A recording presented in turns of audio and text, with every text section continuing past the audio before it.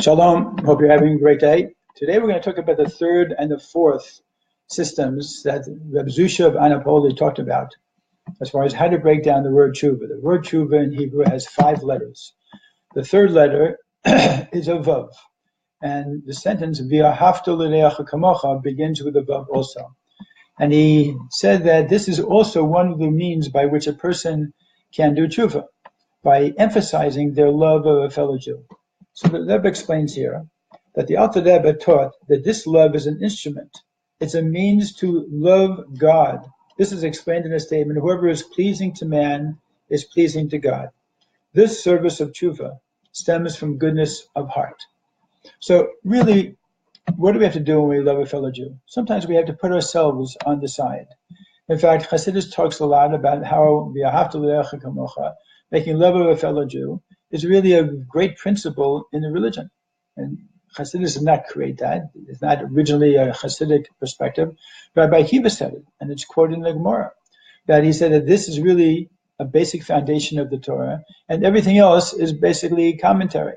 So we see here how loving a fellow Jew, requiring us to go beyond our limitations, doing something that God would like, even though perhaps it's difficult for us, and puts us out of the way, in the sense that we have to do things that we wouldn't normally do, that these are things that push us to the point where we don't get involved in things that would otherwise lead us to require tshuva being done. In other words, it keeps us on a good path.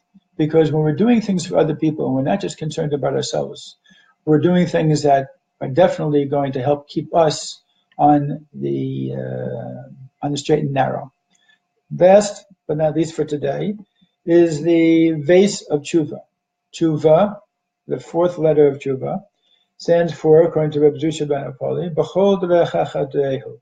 In all your ways, know him. So the Rebbe explains the following.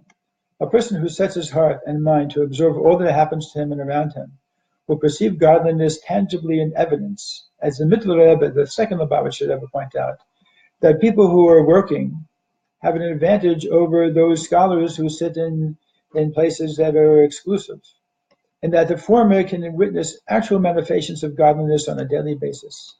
This form of the service of tshuva comes from one's perceiving hashgacha pratis, or particular divine providence, on a daily basis.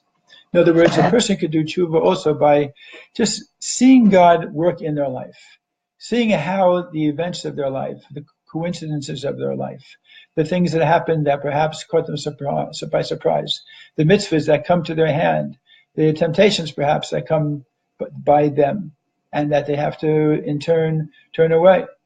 When we start to live life and feel that God is not way up there, somewhere distant and very, very far from us, but God is in fact very close to us and very involved in our life, it changes the whole plan, the whole story.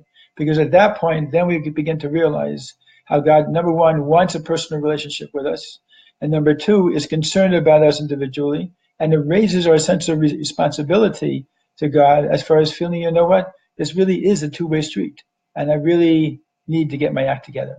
So those are the fourth and fifth ways that Reb Zusha suggested. Tomorrow we'll do the fifth way, the final way, and we'll do a little bit more talking about preparations, final preparations for Yom Kippur, for a meaningful day and a meaningful fast. Have a good day.